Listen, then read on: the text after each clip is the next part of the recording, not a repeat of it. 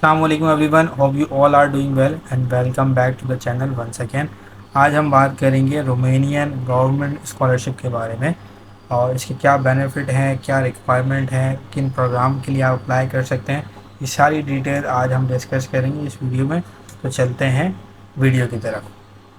तो जैसे कि आप अपनी स्क्रीन पे देख सकते हैं कि रोमेनियन गवर्नमेंट स्कॉलरशिप में जो है वो आपको किसी आइल्स की रिक्वायरमेंट नहीं है और कोई एप्लीकेशन फ़ीस पे करने की रिक्वायरमेंट नहीं है। इसमें जो जो प्रोग्राम है वो है बैचलर, मास्टर्स और पीएचडी प्रोग्राम। ये तीनों प्रोग्राम ये स्कॉलरशिप जो है वो ऑफ़र कर रही है। ठीक है। इसके अलावा जो इसका एलिजिबिलिटी क्राइटेरिया है वो दोनों के लिए है, यानी कि नॉन यूरोपियन और यूरोपियन। ठीक है। इसके अलावा ये जो स्कॉलरशिप है इसमें जो प्रोग्राम आपको ऑफ़र हो रहे हैं, इसमें एक बैचलर प्रोग्राम है। ठीक है, जो कि जिसकी जो ड्यूरेशन है, ठीक है, वो 3 to 6 ईयर की है। ठीक है। इसके अलावा जो मास्टर प्रोग्राम है उसकी ड्यूरेशन जो है वो 1.5 to 2 ईयर्स की है। ठीक है। इसके अलावा जो आपकी पोस्ट ग्रेजुएट जो प्रोग्राम है उसकी जो रिक्वायरमेंट है 3 to 6 ईयर्स की। इसके अलावा डॉक्टोरियल प्रोग्राम जो है उसकी जो है ड्यूरेशन वो 3 to 5 ईयर्स की है। ठीक है। इसके अलावा जो फील्ड्स ऑफ स्टडी ये प्रोग्राम ऑफ़र कर रहा है या ये स्कॉलरशिप ऑफ़र कर रही है, उसमें economics and business administration, agricultural science, technical studies and oil and gas. ठीक है, ऑयल एंड गैस इंजीनियरिंग। ये जो प्रोग्राम है, ये जो फील्ड्स हैं ये ऑफ़र कर रही है ये स्कॉलरशिप। तो अगर आप इन फील्ड में स्टडी करना चाहते हैं, बैचलर, मास्टर या पीएचडी, तो आप इस स्कॉलरशिप के लिए अप्लाई कर सकते हैं। ठीक है। तो लैंग्वेज की अगर बात करते हैं तो जो कोर्सेज होंगे वो रोमेनियन में भी पढ़ाए जाएंगे और आपको इंग्लिश में भी पढ़ाए जाएंगे। ठीक है। इसके अलावा अगर आप बेनिफिट की बात करते हैं तो बेनिफिट में सबसे बड़ा बेनिफिट ये कि आपको आपकी जो फ़ीस होगी, ट्यूशन फ़ीस, वो इसमें कवर्ड होगी। ठीक है। इसके अलावा जो फाइनेंशियल सपोर्ट आपको मिलेगी वो प्रिपरेटरी ईयर में जो ट्यूशन फ़ीस होगी वो कवर्ड होगी। अगर आप प्रिपरेटरी कोर्स लेते हैं रोमेनियन लैंग्वेज सीखने के लिए तो वो 1 ईयर का प्रोग्राम होता है, उसमें भी आपकी जो है वो फ़ीस कवर्ड होगी। इसके अलावा यूनिवर्सिटी प्रोग्राम में जब आपकी डिग्री स्टार्ट होगी तो उसमें जो आपकी ट्यूशन फ़ीस है वो कम्प्लीटली कवर्ड होगी। मंथली जो है वो आपको स्टाइपेंड भी प्रोवाइड किया जाएगा, जो कि स्पेसिफिकली मेंशन नहीं कितना प्रोवाइड किया जाएगा, बट आपको प्रोवाइड किया जाएगा ताकि आप अपने लिविंग एक्सपेंसेस पूरे कर सको। इसके अलावा अकोमोडेशन आपको प्रोवाइड की जाएगी, फाइनेंशियल असिस्टेंट फॉर स्टूडेंट, ठीक है, आपको प्रोवाइड की जाएगी। इसके अलावा मेडिकल असिस्टेंस जो है वो आपको प्रोवाइड की जाएगी। ठीक है। इसके अलावा ट्रांसपोर्ट सपोर्ट, यानी कि फ्री एक्सेस मिलेगा आपको टू पब्लिक ट्रांसपोर्टेशन, बस, सबवे, वाटर ट्रांसपोर्ट आपका फ्री होगा एज अ स्टूडेंट। ठीक है। डोमेस्टिक ट्रैवल के लिए बेनिफिट भी सिमिलर ही रहेंगे, मतलब आपके लिए फ्री रहेगा या आपको उसमें डिस्काउंट दिया जाएगा मैक्सिमम। ठीक है। एप्लीकेशन प्रोसेस की अगर बात करते हैं तो एप्लीकेशन प्रोसेस के लिए जो डॉक्यूमेंट की रिक्वायरमेंट है, ठीक है, तो आपके जो सारे डॉक्यूमेंट्स हैं उनका जो फॉर्मेट है वो पीडीएफ फॉर्मेट होना चाहिए। आपने पीडीएफ फॉर्मेट में ही सबमिट करना है। ठीक है। और आपने सबमिट करना है इस ईमेल पे। ठीक है। इस ईमेल पे आपने अपने डॉक्यूमेंट जो है वो सबमिट करने हैं, सब पीडीएफ फॉर्म में। इसके अलावा जो इसकी डेडलाइन है सबमिशन की वो है 1 अप्रैल से 15 अप्रैल तक की जो है वो इसकी डेडलाइन है इस स्कॉलरशिप की। और अगर आप इनकम्प्लीट या लेट सबमिशन करते हैं तो आपकी जो एप्लीकेशन है वो डिसक्वालीफाई हो जाएगी। ठीक है।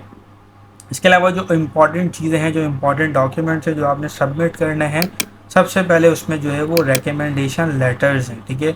आपने एटलीस्ट 2 रिकमेंडेशन लेटर जो है वो सबमिट करवाने हैं। Letters from academic institute are not accepted. ठीक है।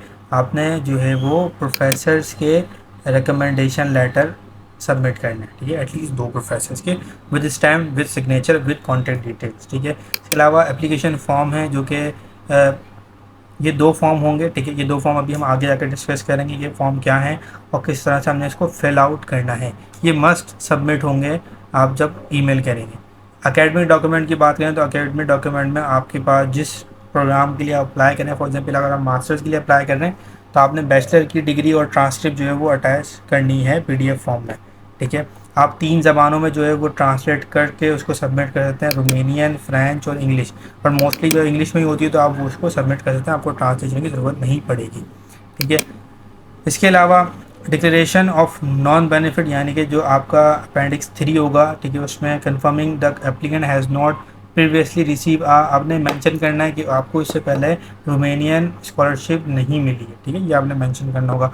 और आइडेंटिटी डॉक्यूमेंट में आपने अपने 2 फोटोग्राफ यानी कि वो ऐड करने हैं। आपने जो है वो फ़ोटोकॉपी अटैच करनी है अपने वैलिड पासपोर्ट की, ठीक है, आइडेंटिटी कार्ड की और अपने बर्थ सर्टिफिकेट की।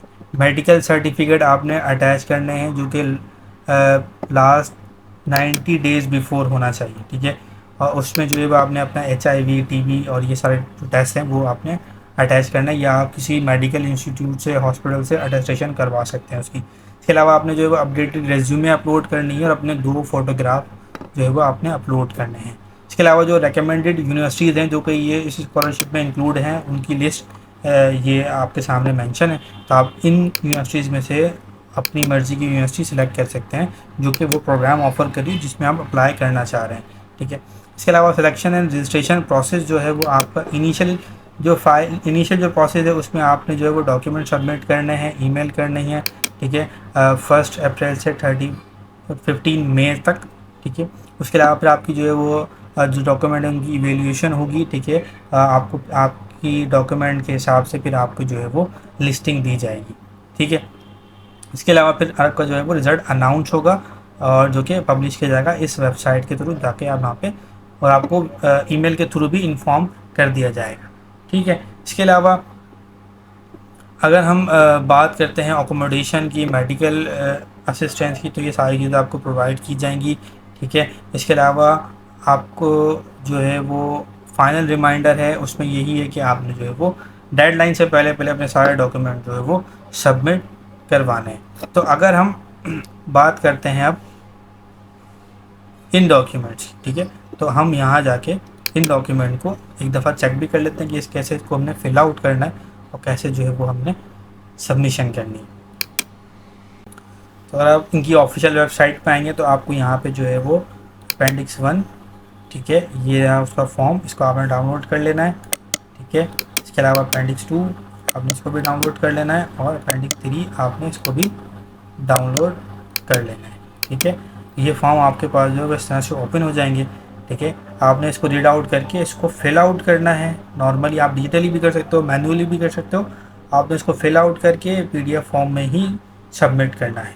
ठीक है, फिर अगर सेकंड फॉर्म की बात करते हैं जिसमें आपके पास ये फॉर्म है, इसमें भी आपकी पर्सनल डिटेल्स आएंगी, आपने अपनी पर्सनल डिटेल पुट करनी है। ठीक है, और अपनी एजुकेशनल डिटेल पुट करनी है और आपने इसको फिल आउट करके सबमिट कर देना है। अगर हम अपेंडिक्स 3 की बात करते हैं तो ये डिक्लेरेशन फॉर्म है। ठीक है, आपने इसको फिल आउट करना है, इसको भी इसमें डिक्लेरेशन देनी है आपने। ठीक है, जैसे कि मेंशन है स्कॉलरशिप में, और आपने फिर इसको भी जो है वो सबमिट कर देना है। ठीक है, यहाँ पे जो है वो रोमेनियन में भी लिखा हुआ है, यहाँ पे इंग्लिश में भी लिखा हुआ है और फ्रेंच में भी लिखा हुआ है। तो आपने इंग्लिश वाले पार्ट को फिल आउट करना है और डाउनलोड करके सबमिट कर देना है। सबमिट आपने इसी ईमेल पे सबमिट करना है जो कि ऑफिशियली आपको प्रोवाइड की गई है। तो उम्मीद करता हूँ ये वीडियो आपको पसंद आई होगी। मिलते हैं इंशाल्लाह नेक्स्ट वीडियो में, तब तक के लिए अल्लाह हाफ़िज़।